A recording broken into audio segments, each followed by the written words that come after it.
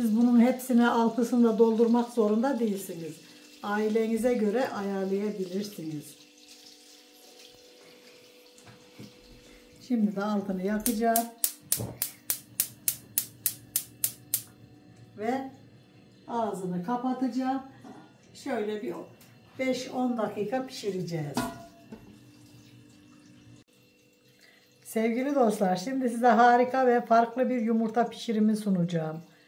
Şöyle birer damla yağ koyuyorum. Bazen de damlayı geçiyor dostlar, ne yapalım. Böyle azıcık da şuna damlatalım. Sonra da süreceğiz ki zeytinyağını şöyle kalıbımızın her yerine sürelim.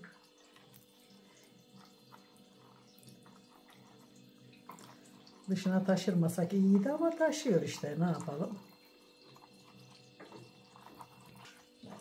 Bakın bu şekilde her yerine sürüyorum. Siz de aynı normal herhangi bir kalıbı yağladığınız gibi yağlayın dostlar. Sonra da şeyimi böyle alıyorum. Şöyle tuzluyorum.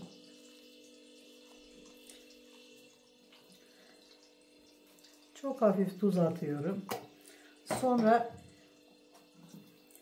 çok hafif pul biber atıyorum.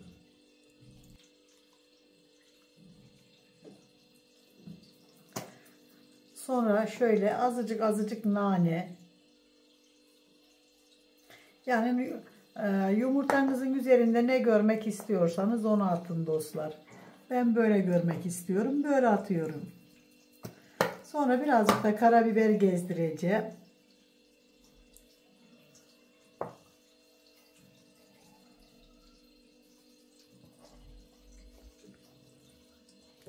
Evet, işte bu kadar yeterli. Bizim yumurtaların bir kısmı bizim kara kızın yumurtası.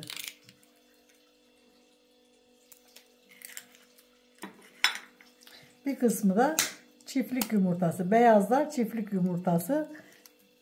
Renkli olanlarsa bizim kara kızın yumurtası.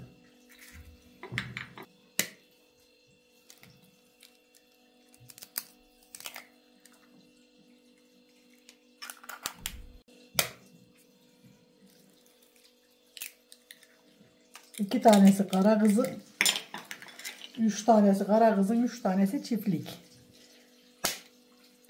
Dostlar.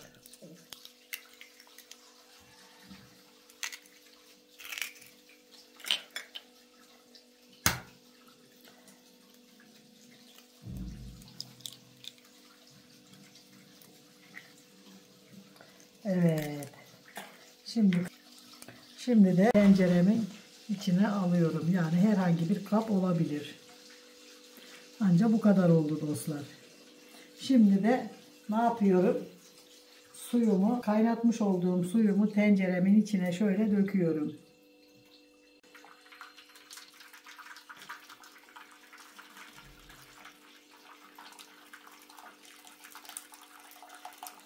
Su içine gitmeyecek şekilde dökeceğiz dostlar.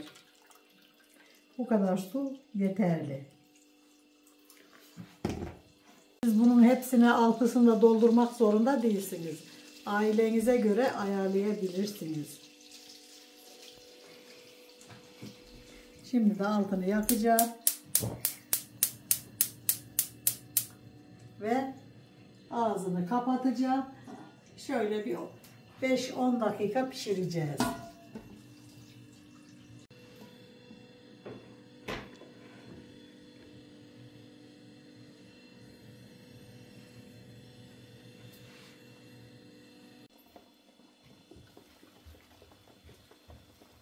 Bakın yavaş yavaş ve gayet güzel pişiyor.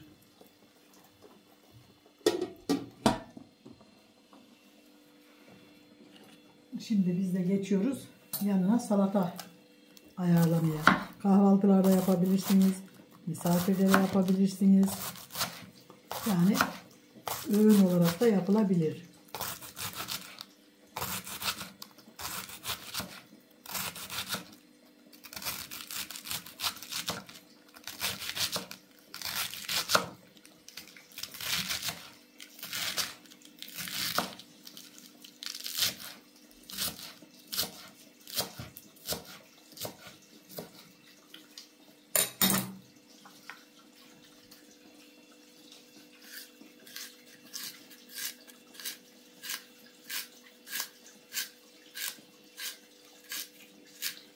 Gayet güzel salatalar yapacağız inşallah.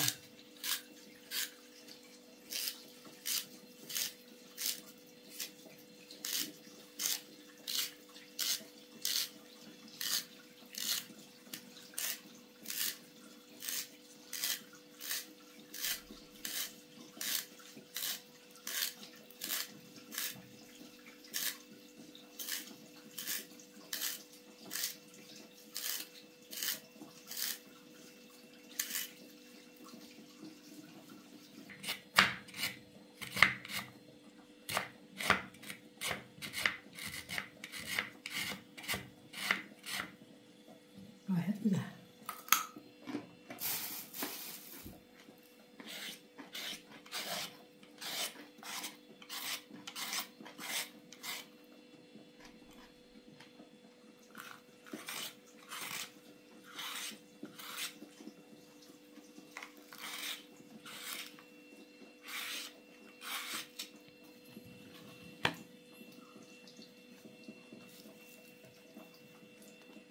Gayet güzel. Bakın rengarenk bir salatamız oldu. Bir de domateslerini de doğrayalım.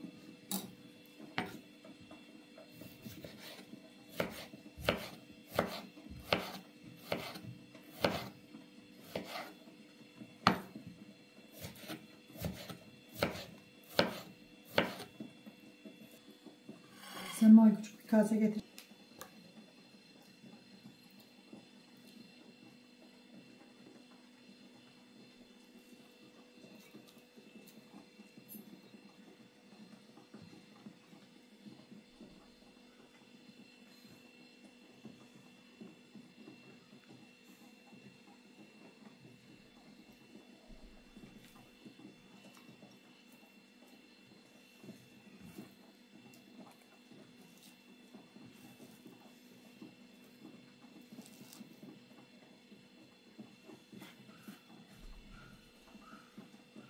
Yemeğimizin altını söndürüyorum. Yumurta ağzını açıyorum ki kapaktaki sular içine girmemesine dikkat ediyorum. Şimdi de ve sudan çıkarıyorum. Şöyle birazcık ne yapsın? Dinlendikten sonra tabii ki de çıkaracağız.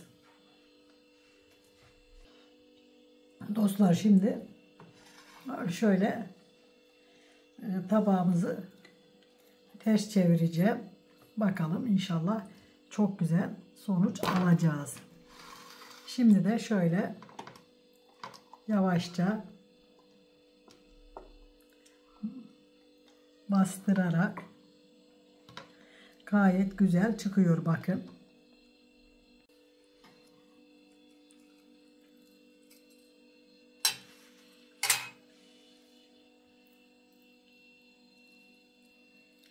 Bakın dostlar.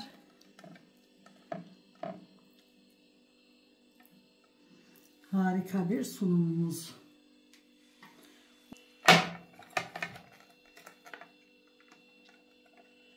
Bakın yanına da harika bir salatamızla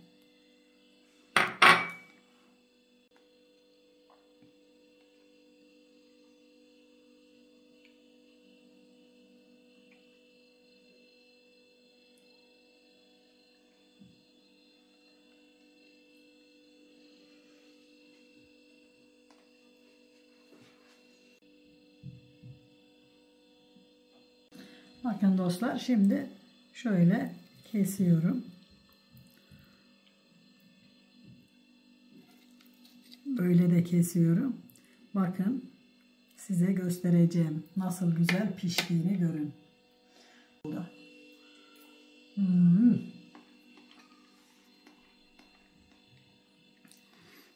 Bakın.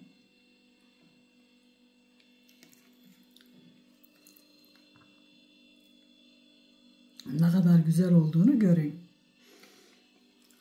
Yapacak olanlara kolay gelsin. Yiyecek olanlara afiyet olsun. Beni izlemeyi, abone olmayı ve güzel fikirlerinizi söylemeyi unutmayın lütfen. Hoşça kalın, dostça kalın. Allah'a emanet olun. Hadi yemeğe.